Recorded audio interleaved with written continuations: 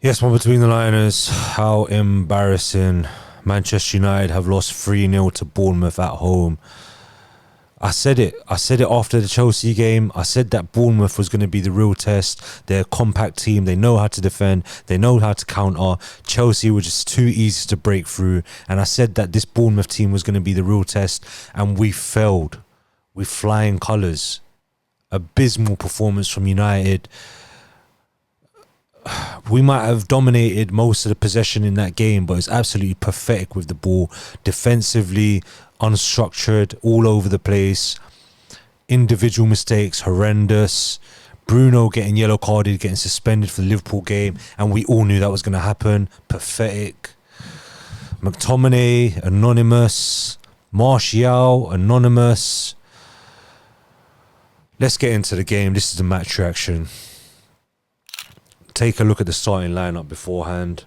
Lindelof dropped. I was happy. Well, I think we was all happy. I was glad that we got a left back playing at left back. Again, no Varane. Luckily, this time he's on the bench at least. Still don't come onto the pitch even when losing. Ten Hag even brought on Johnny Evans before he brought on Varane. Ten Hag, come on, bruv. Like, what are you doing? What are you thinking?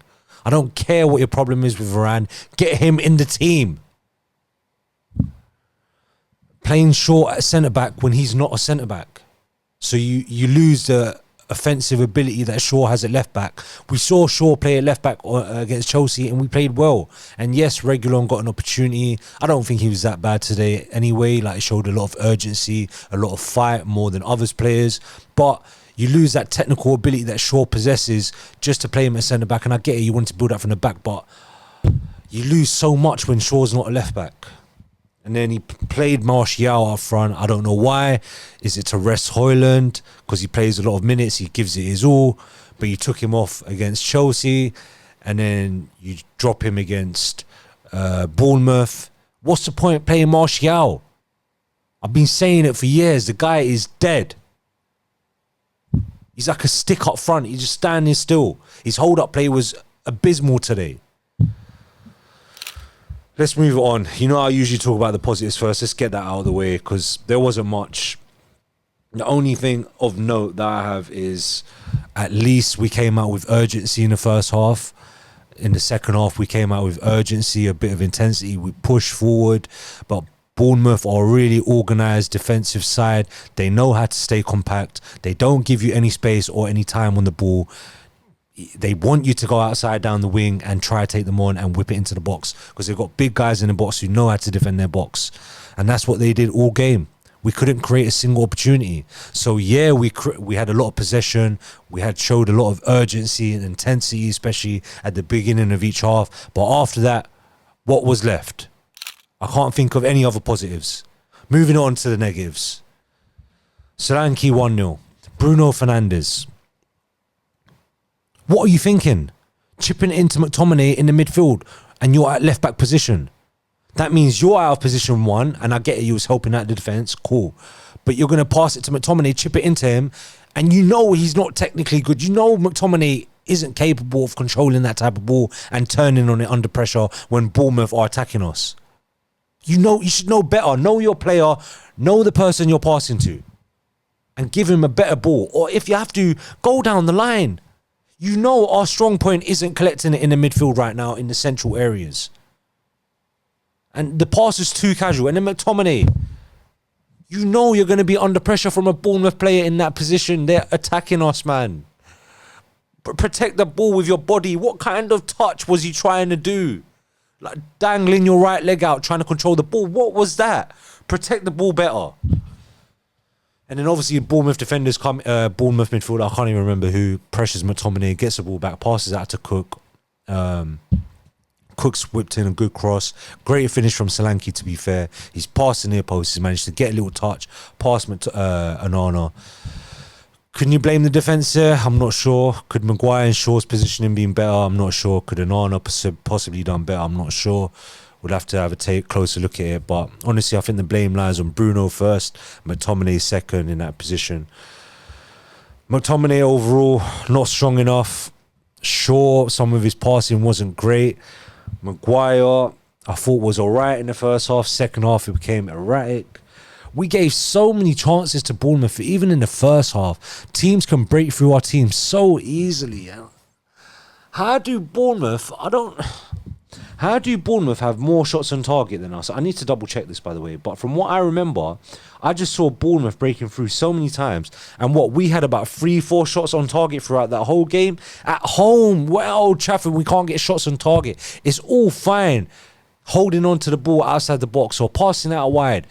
Garnacho, I don't think he was his best game either. I thought he was a lot more effective on against Chelsea on Wednesday, but I don't want to blame the kid. He's young. He tried to do his best. He gave it his all. But I'm looking at the stats now. Bournemouth, 4 shots on target, 31% possession, 10 shots overall. United, 69% possession, 20 shots, 3 shots on target. You're telling me that 17 shots are off target or blocked at home at Old Trafford? That's a joke. And Ten Hag, you got to take some responsibility of that. Starting Martial was a joke. Not playing Varane is a joke.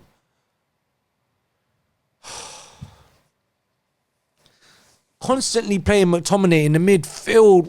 We're saying it every... You know what the worst thing about it is? I put McTominay as my FPL captain. What was I thinking? Now I'm going to do dead in FPL as well. What was I thinking, man? Ugh. Another thing is you keep relying on McTominay to try and get you goals, Ten Hag, yeah? I get it. But then you lose control in midfield. And then at the same time, because you're playing McTominay in a bit more forward position, you lose Bruno's creativity because he's having to drop back more. And then you get forward and then you can't create chances and you wonder why. Because Garnacho's whipping it in and you're hoping McTominay gets in there. Martial is non-existent. Anthony doesn't provide any attacking output at the moment, unfortunately. Provides great work rate and intensity, calm. But in terms of his attacking output, it's poor. The rest of the team, end product is poor. Amount of chances we allow Bournemouth to create is poor. They break through us. Teams on the transition break through us so easy to counter us. Amrabat, I don't know, man. Did he have a good game? Let me know in the comments. What do you guys think? I thought he tried his best, wasn't as effective as he was against Chelsea. Is that because of the 2 midfielders around him are all over the place? I don't really want to scapegoat Amrabat, to be honest.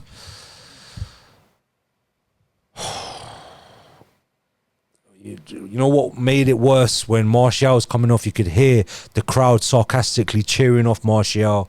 And I think Martial's shit, but as a professional footballer, that must kill you to be cheered off the pitch. And this was once like our potential star boy.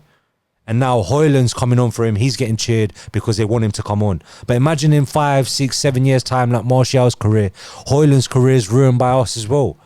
Because the setup around him isn't good enough. And the players around him isn't good enough. Even when Højlund came on, we couldn't find him in a good position, except once. I think he played a 1-2 with Bruno. He got a shot away. Unfortunately, it wasn't a great shot. But the rest of the time, did Højlund get a single opportunity? And Dalot has got the ball in the wide areas. Højlund is right in front of you. Just pass it to him.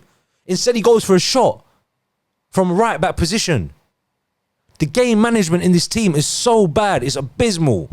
They don't know what the right decision is to do on the pitch. The decision-making is so bad from so many people on the pitch, man. You're losing 3-0 at home to Bournemouth. It's a disgrace. 2-0 Billing. Amrabat was out of his position, so McTominay is covering for him. McTominay is not strong enough in that position. The player breezes past him. Shaw is ended up trying to mark Billing, and it's obviously a huge mismatch. Billing is a huge presence, can't win the header. Billing wins the header against Shaw, easy 2-0. 3-0 set piece. 3-man at the back post. I don't know who was meant to be marking him. He's got not easy header, it was a good header, to be fair. Good header into the corner, but he's unmarked. Basics of football, decision making, the basics that Manchester United lack, all the fundamentals is required from an 11-a-side team. You're taught this at 11 aside when you're Sunday league player. No joke. Put me in that United team right now. I'm marking the man that's next to me. It's common sense. 3-0, honestly, I think we deserve that. I can't even say that it was harsh. I think a 3-0 win to Bournemouth was completely fair. They really deserved that. It's completely justified. A shocking performance from United. Almost went 4-0 at one point because Maguire's dwelling on the ball. Luckily, he got disallowed because of the handball for the player. Let's move it on, man. I don't even feel like doing this. Match roundup. Bruno Fernandes, captain Bruno Fernandes. I thought the last few games his performances have been really mature. Today he reverted back to his chaotic type, that hero ball type, trying to force passes. Not only that, he then goes and gets suspended, gets a booking, gets suspended for the Liverpool game. Serious question marks. You need to look at yourself, Bruno Fernandes, and Ten Hag, you need to look at yourself, because are you purposefully getting suspended for the Liverpool game at Anfield because you know we're going to lose? That's shocking. And we saw Bruno's performance at Anfield last season, and now he's missing it. What, you can't keep your head, and you're getting booking in the 88th minute. Like, you know you want to be suspended for that game. It's pathetic. Shocking. Honestly, disgraceful. Looking ahead, we've got Bayern on Tuesday. Worst thing about it is I'm going. I don't even want to go anymore. Like, why am I even going? I'm actually going to watch Harry Kane. Obviously, I went to school with him. I'm going to see Harry Kane at Old Trafford playing for Bayern Munich.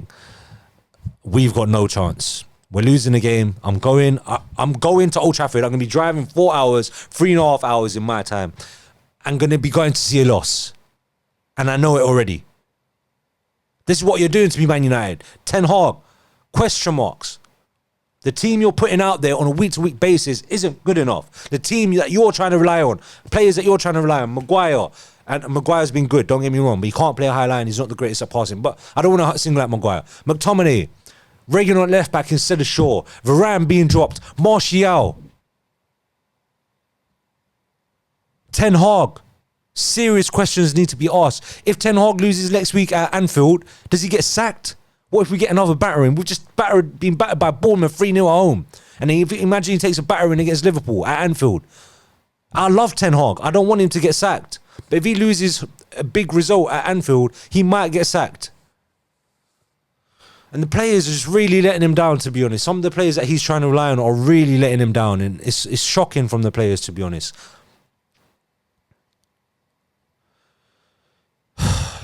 Anyway, people, I'm going to get out of it, man. I'm going to watch the Arsenal Villa game. Get in the comments. Let me know what you thought of the performance. I'm heartbroken. Weekend's finished. My week's ruined. Going to be going to the Bayern game on Tuesday. For what? This is Between the Lines podcast. See you on the next one. Peace out. Between the Lines.